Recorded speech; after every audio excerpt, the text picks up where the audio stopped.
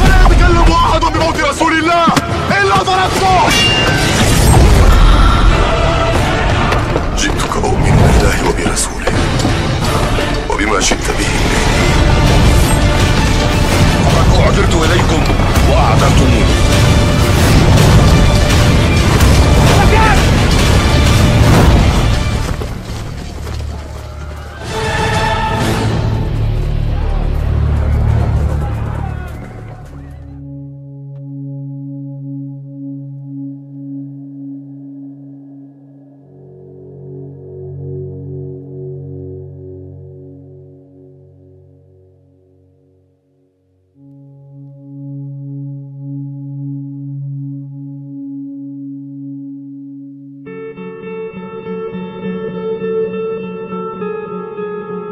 Dalam rentang sejarah umat manusia yang sangat panjang, kisah tentang tembok yang dibangun oleh Zulkarnain untuk menahan kaum yang disebut sebagai Yajuj dan Majuj selalu mengundang perhatian besar.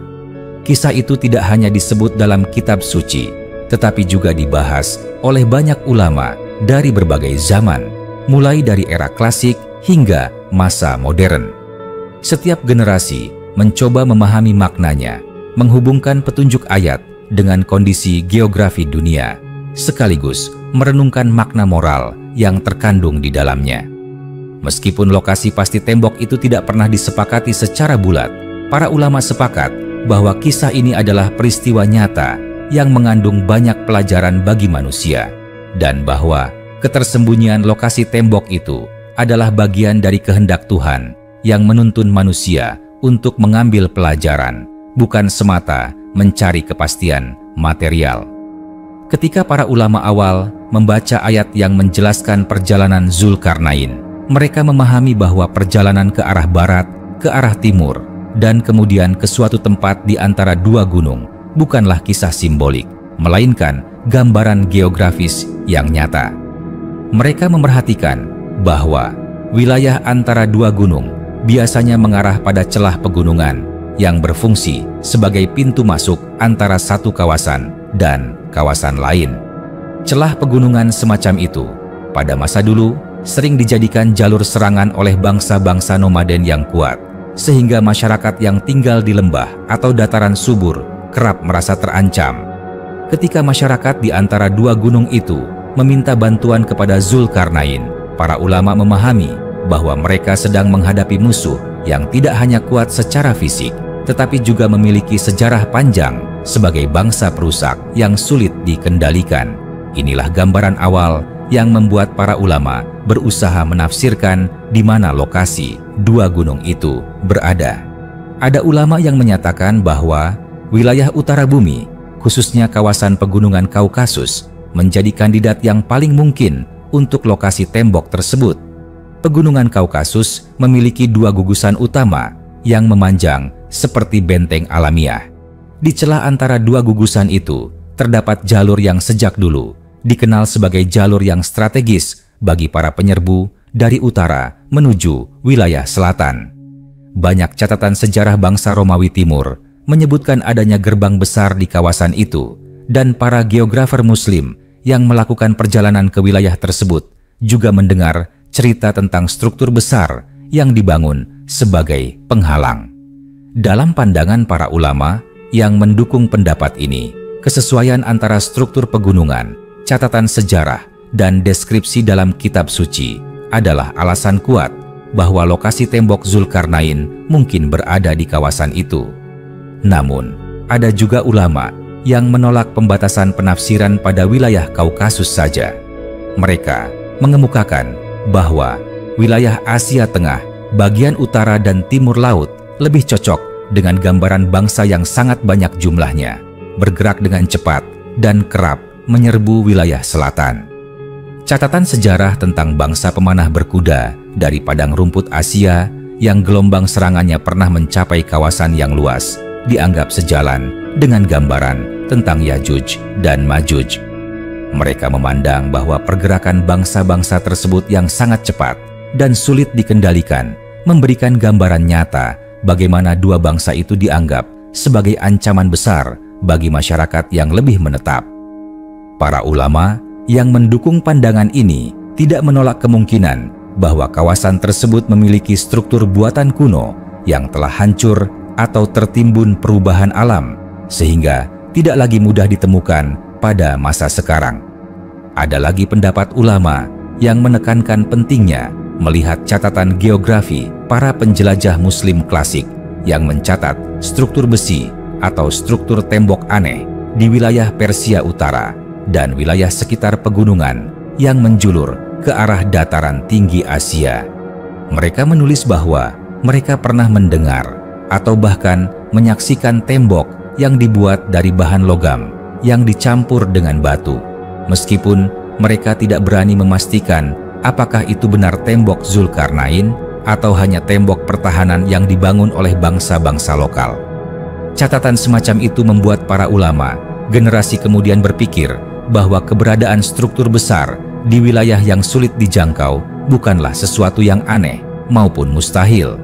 Jika pada masa lalu struktur itu pernah berdiri, maka wajar jika pada masa sekarang ia tidak lagi tampak karena ribuan tahun telah berlalu membawa perubahan pada tanah, lereng gunung, bahkan jalur sungai dan lembah yang dulu pernah menjadi tempat peradaban. Sebagian ulama modern melihat masalah ini dengan cara yang berbeda. Mereka memandang bahwa Al-Quran tidak memerintahkan manusia untuk mencari tembok tersebut sampai ditemukan. Yang ditekankan justru kisah tentang keadilan Zulkarnain, kebijaksanaannya dalam memimpin, dan bagaimana ia menggunakan kekuasaan besar yang dianugerahkan Tuhan untuk melindungi umat manusia dari bahaya.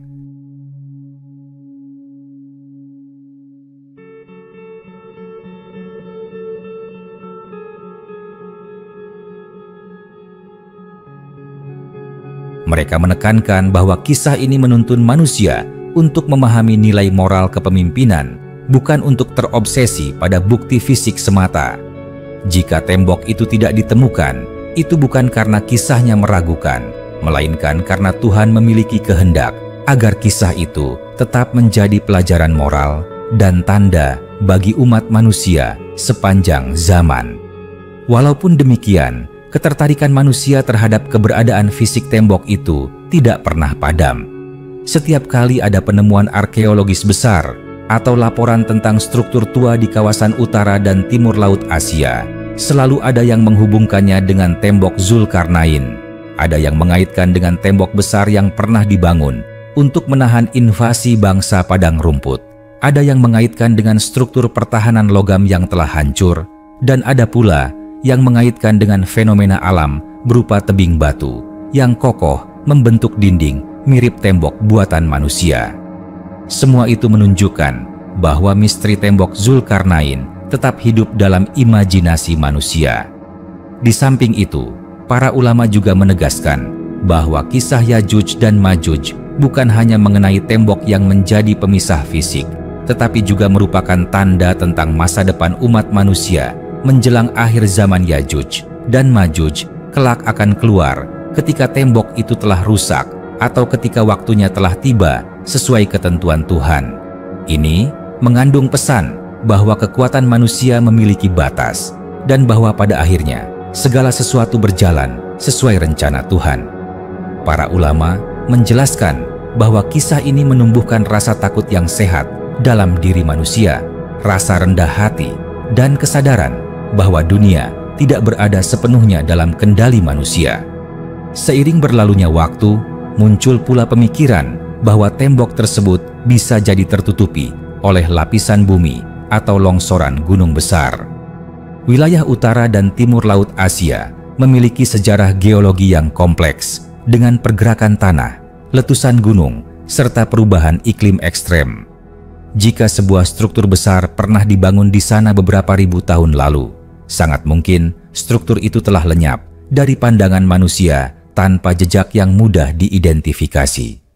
Para ulama yang mendukung pandangan ini menjelaskan bahwa banyak peninggalan dunia kuno yang baru ditemukan setelah terkubur selama ribuan tahun, sehingga sangat mungkin tembok Zulkarnain mengalami nasib yang sama. Ketidakhadiran bukti bukan berarti ketiadaan kisah, tetapi menunjukkan betapa luasnya dunia dan betapa sedikitnya pengetahuan manusia tentang masa lampau. Pada akhirnya, kisah tentang tembok Yajuj dan Majuj tetap menjadi bagian penting dari tradisi agama dan sejarah Islam. Para ulama, meskipun berbeda dalam pandangan mengenai lokasi pastinya, tetap sepakat bahwa kisah ini adalah kisah nyata yang harus dipahami dengan hati yang tunduk kepada Tuhan. Mereka menegaskan bahwa upaya mencari lokasi tembok itu boleh dilakukan sebagai penelitian sejarah, tetapi tidak boleh sampai menyalahi ajaran atau memunculkan klaim yang tidak berdasar. Tembok itu mungkin berada di Kaukasus, mungkin di Asia Tengah, mungkin di wilayah Persia Utara, atau bahkan di suatu tempat yang belum pernah tersentuh manusia modern. Ketidakpastian itu bukan kekurangan, melainkan bagian dari misteri agung yang membuat manusia terus mencari, merenung, dan belajar dari kisah yang telah diwariskan selama berabad-abad. Ketika para pemikir Muslim dari berbagai masa merenungkan kisah tembok Yajuj dan Majuj, mereka tidak hanya terpaku pada persoalan di mana tembok itu berada, tetapi juga bertanya, mengapa kisah itu diwariskan dengan cara yang sangat unik. Kitab suci menuturkannya dengan ringkas, padat, dan penuh makna, tanpa menyebutkan nama bangsa, lokasi geografis pasti, atau langgam peradaban yang terlibat dalam pembangunan tembok tersebut. Para ulama menjelaskan bahwa gaya penyampaian seperti ini mengajarkan manusia untuk memahami bahwa ada hal-hal yang dibiarkan samar agar manusia tidak terjebak pada usaha pencarian fisik yang melelahkan, tetapi merenungkan pesan moral di balik peristiwa tersebut. Mereka mengatakan bahwa kisah itu menjadi cermin betapa keterbatasan manusia membentuk pemahaman yang sederhana, sedangkan Tuhan memiliki pengetahuan yang melampaui batas ruang dan waktu. Dalam catatan sejarah yang lain, beberapa penjelajah Muslim kuno yang mengembara ke wilayah utara sampai ke tepi laut yang sangat dingin menceritakan tentang suku-suku asing yang hidup di daerah pegunungan terjal dan lembah-lembah yang sulit dijangkau. Mereka berbicara tentang bangsa-bangsa yang tidak mengenal bahasa umum. Dunia Islam, bangsa-bangsa yang hidup di tanah tandus, namun memiliki kemampuan bertahan hidup yang luar biasa, serta bangsa-bangsa yang kerap berpindah dari satu tempat ke tempat lainnya tanpa meninggalkan jejak peradaban. Tetap, kisah-kisah para penjelajah itu terasa sejalan dengan gambaran tentang Yajuj dan Majuj yang disebut sebagai kaum yang gemar berbuat kerusakan, sulit diarahkan, dan memiliki jumlah yang sangat besar.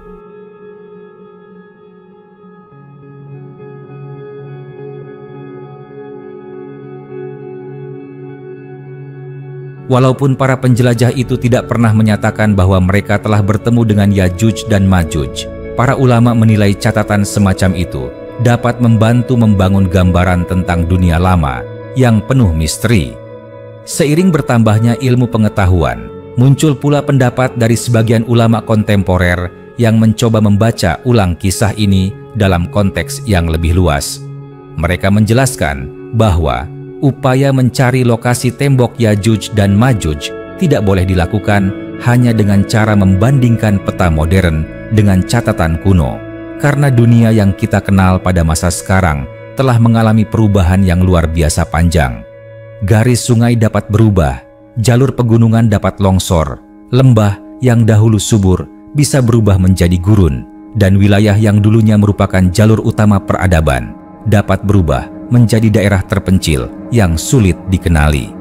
Mereka mencontohkan betapa banyak kota kuno yang dulu makmur kini hilang sepenuhnya dari dunia modern, ditemukan kembali hanya setelah ribuan tahun.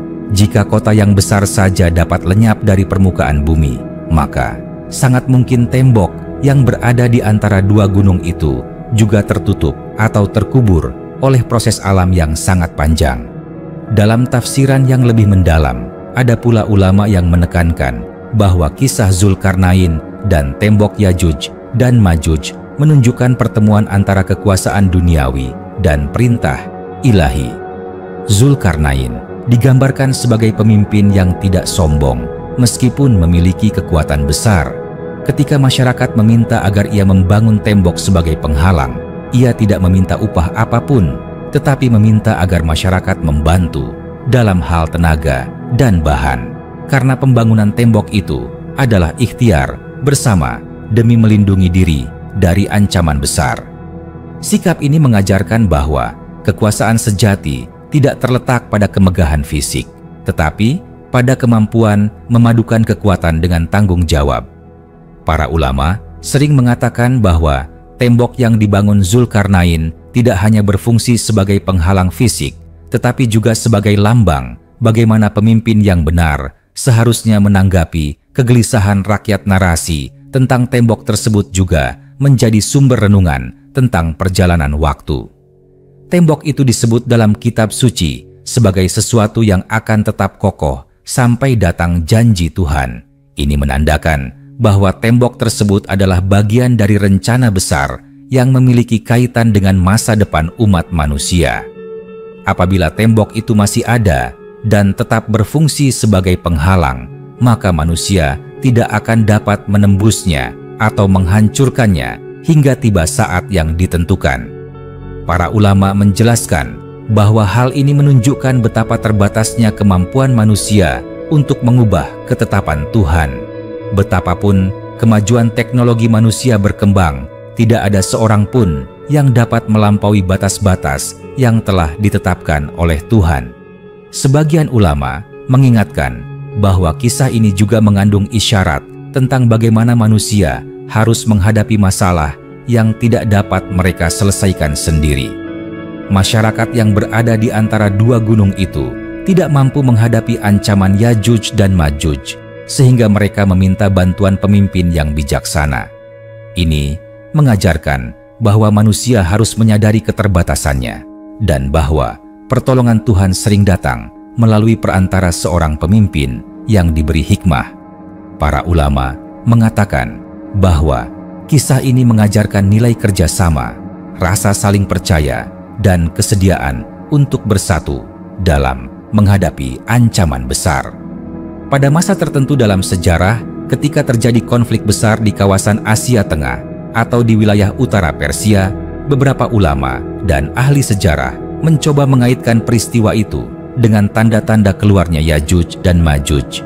Mereka melihat bahwa gelombang migrasi besar yang membawa kehancuran bagi banyak negeri tampak seolah mencerminkan gambaran tentang dua bangsa yang ganas itu. Namun, sebagian ulama lain mengingatkan bahwa tanda-tanda besar kiamat tidak mungkin terjadi tanpa petunjuk yang jelas dari hadis yang dapat dipercaya. Mereka menegaskan bahwa Yajuj dan Majuj yang disebut dalam kitab suci bukan sekadar bangsa penyerang biasa, tetapi dua kelompok manusia yang kelak akan keluar di akhir zaman dengan kekuatan yang tidak pernah disaksikan umat manusia sebelumnya. Oleh sebab itu, tidak benar jika setiap gejolak sejarah langsung dikaitkan dengan kisah Yajuj dan Majuj. Dengan makin bertambahnya pengetahuan manusia tentang bumi, beberapa ulama modern mencoba meneliti kemungkinan bahwa tembok itu berada di wilayah yang sangat terpencil, jauh dari jalur transportasi modern, sehingga tidak pernah tersentuh oleh penelitian yang memadai. Ada yang memandang bahwa tembok itu mungkin berada dalam lembah-lembah yang ditutupi lapisan es tebal di utara. Ada pula yang menganggap tembok itu berada di daerah yang mengalami perubahan drastis akibat gempa besar, banjir purba, atau gerakan tanah yang memindahkan batuan dalam skala yang luar biasa.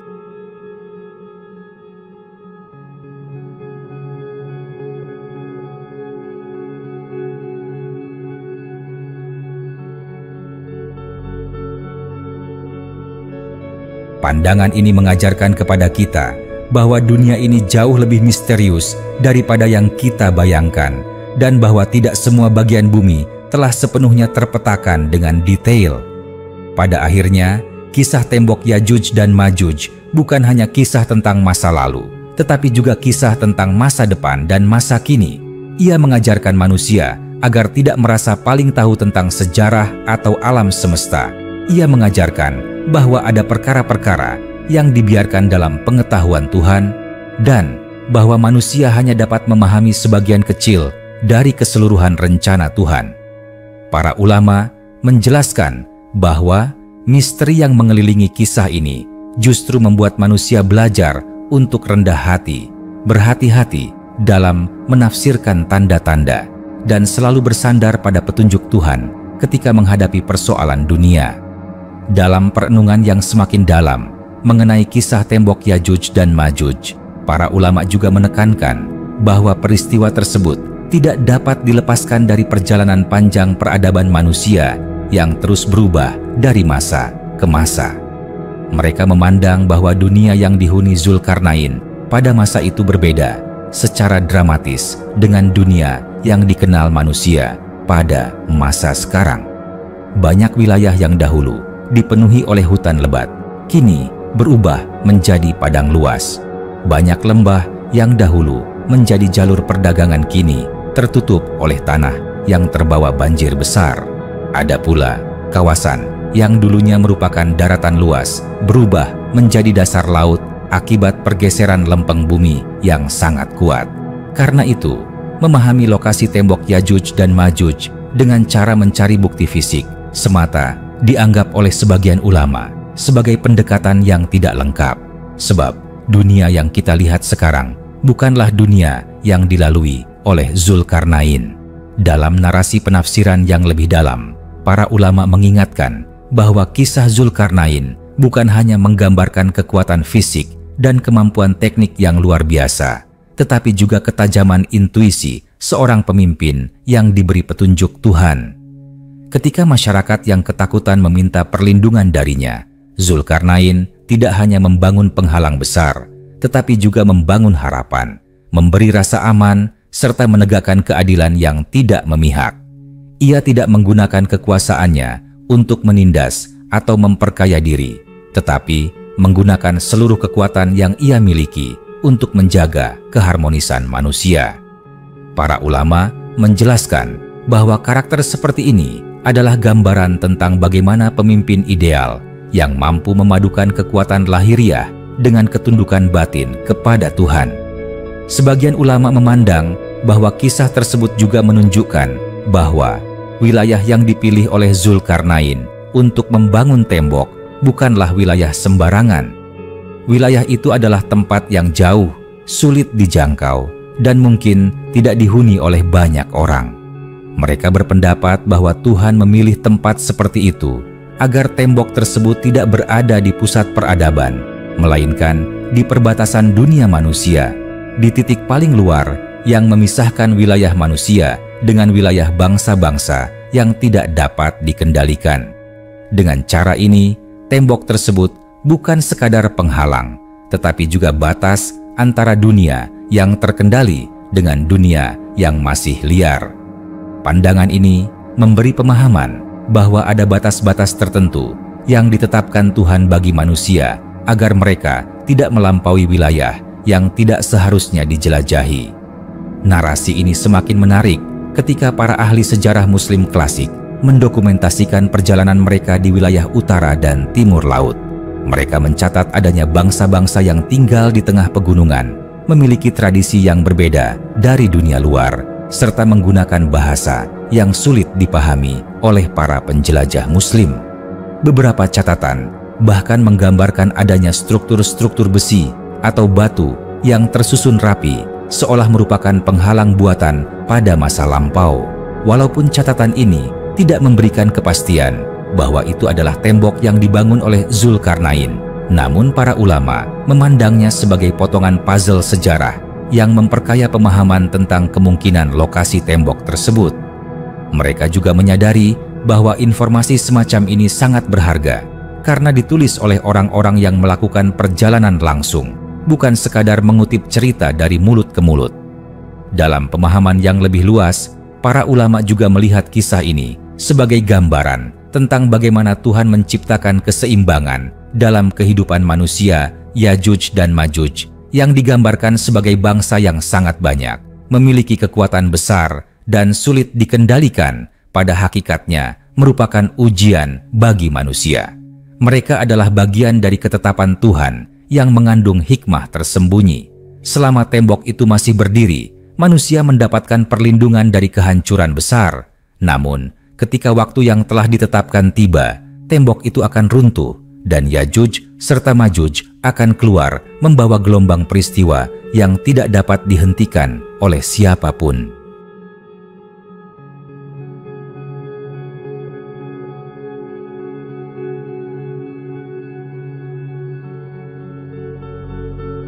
Para ulama menegaskan bahwa ini bukan sekadar gambaran ancaman fisik, tetapi juga peringatan bahwa seluruh peradaban manusia akan selalu berada dalam ketentuan Tuhan dan bahwa manusia tidak boleh bergantung pada kekuatannya sendiri.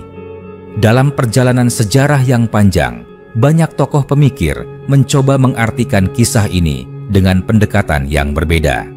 Ada yang melihat tembok Zulkarnain sebagai simbol dari kekuatan moral.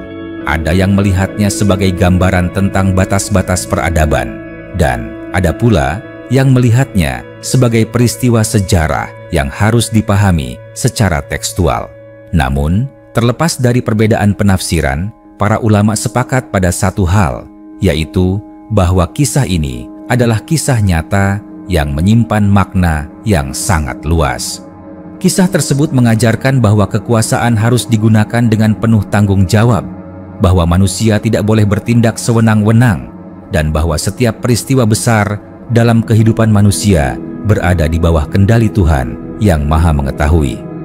Pada masa modern, ketika teknologi pemetaan dan penelitian arkeologi semakin berkembang, muncul kembali ketertarikan untuk mencari tembok Zulkarnain dengan pendekatan ilmiah. Beberapa peneliti mencoba menelusuri wilayah pegunungan Kaukasus, memeriksa celah yang disebut sebagai gerbang Kaspia, dan membandingkan struktur batu yang tersisa dengan deskripsi dalam kitab suci. Ada pula yang melakukan penelitian di wilayah Asia Tengah, memeriksa reruntuhan kuno di daerah yang sulit dijangkau, dan mencoba menghubungkan catatan sejarah dengan fenomena alam yang ditemukan. Meskipun penelitian ini menghasilkan banyak temuan menarik, seperti bekas benteng batu besar dan struktur logam yang telah berkarat, tidak satupun yang dapat dipastikan sebagai tembok Zulkarnain. Para ulama memandang bahwa hal ini sangat wajar, sebab tembok tersebut telah berdiri ribuan tahun, melewati banyak bencana alam, perubahan cuaca ekstrim, dan pergeseran tanah yang sangat besar.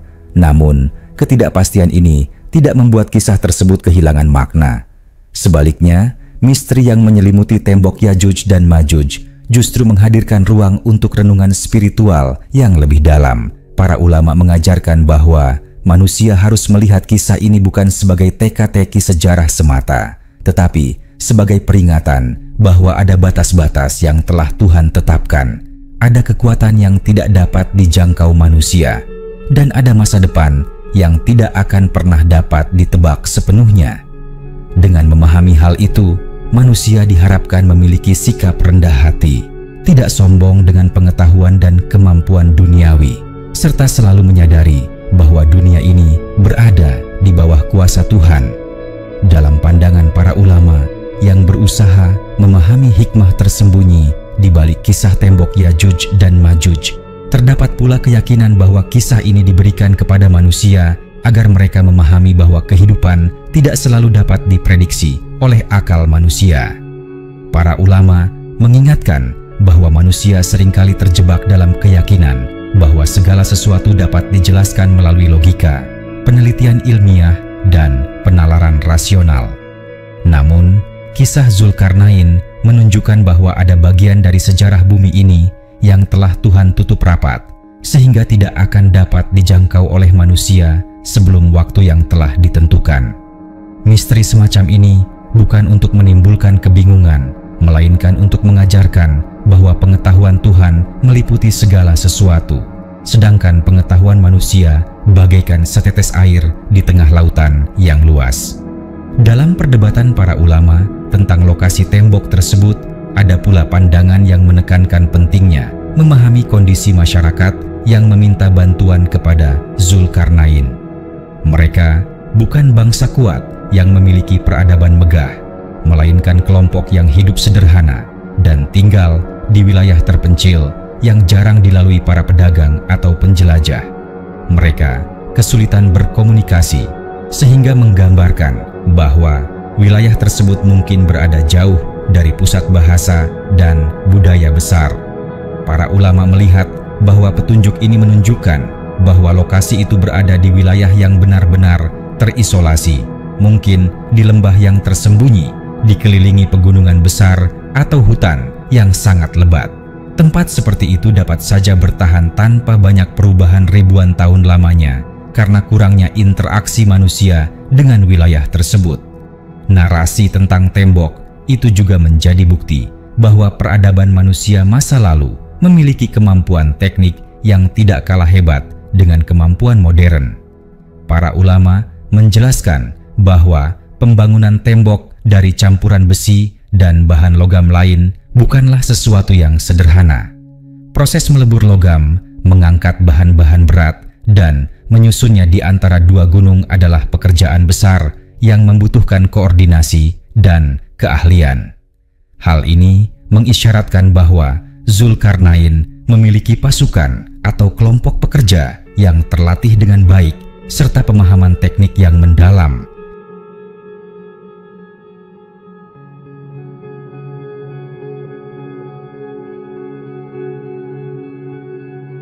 Namun, semua itu dilakukan bukan untuk tujuan ekspansi kekuasaan, melainkan untuk melindungi manusia dari kehancuran. Para ulama sering mengatakan bahwa tembok itu adalah simbol bahwa kekuasaan sejati harus digunakan untuk menjaga kehidupan, bukan untuk memamerkan kekuatan. Seiring berlalunya masa, para ulama juga menafsirkan kisah ini sebagai gambaran betapa luas dan kompleksnya dunia ini. Banyak wilayah yang belum sepenuhnya dijelajahi oleh manusia, terutama daerah pegunungan terjal yang dipenuhi hutan, lembah terdalam yang dikelilingi jurang, atau kawasan tandus yang jauh dari pemukiman.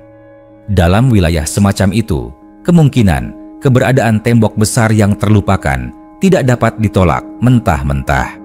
Para ulama mengingatkan bahwa pada masa lalu manusia tidak memiliki peta lengkap seperti sekarang.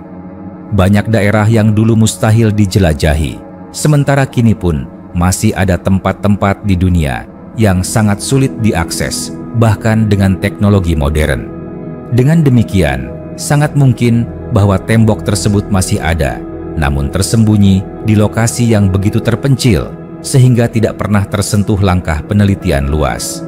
Di sisi lain, sebagian ulama memandang bahwa keberadaan tembok tersebut tidak harus terus terlihat oleh mata manusia untuk tetap menjalankan fungsinya. Mereka menjelaskan bahwa Tuhan dapat menjaga tembok itu dengan cara yang tidak dapat dipahami oleh manusia. Jika tembok itu masih diperlukan sebagai penghalang bagi Yajuj dan Majuj hingga waktu yang ditentukan, maka tidak ada kekuatan manusia yang dapat merusaknya atau menyingkap lokasinya. Namun, ketika waktunya tiba, Tuhan sendiri yang akan membiarkan tembok itu hancur atau melemah, sehingga dua bangsa tersebut dapat keluar dan memenuhi bumi dengan gelombang peristiwa besar yang telah ditetapkan dalam rencana Tuhan. Penafsiran semacam ini semakin mempertegas bahwa kisah tersebut berada di luar batas akal manusia, tetapi tetap harus diyakini sebagai bagian dari petunjuk ilahi. Ketika para ulama melihat hubungan antara kisah ini dengan tanda-tanda besar akhir zaman, mereka menekankan bahwa keluarnya Yajuj dan Majuj bukan sekadar bencana fisik, tetapi peristiwa yang mengguncang seluruh tatanan manusia. Mereka menggambarkan bahwa kekuatan Yajuj dan Majuj akan begitu besar, sehingga seluruh bangsa manusia akan kebingungan menghadapinya.